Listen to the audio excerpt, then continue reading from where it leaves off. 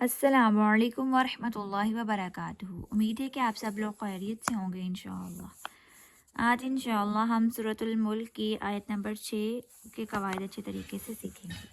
چلیں شروع کرتے ہیں۔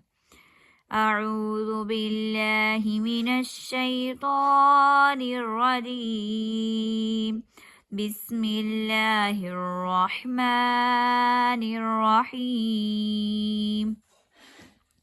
وَلِلَّذِينَ كَفَرُوا بِرَبِّهِمْ عَذَابُ جَهَنَّمَ وَبِئْسَ الْمَصِيرُ۔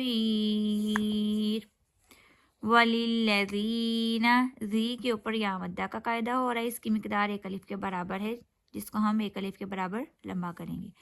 کفرو، روح کے اوپر واو مدہ کا قاعدہ ہو رہا ہے۔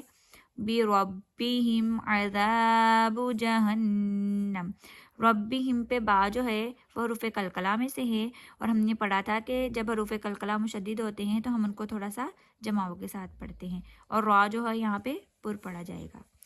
عذاب کے اندر ذا کے اوپر الف مدہ کا قاعدہ ہو رہا ہے۔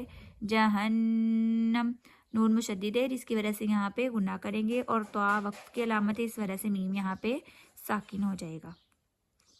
وبئسل، حمزہ ساکن ہو تو اس کو جھٹکے سے پڑھیں گے، اس لیے با حمزہ زیر بی، یہاں پہ جھٹکا دیں گے۔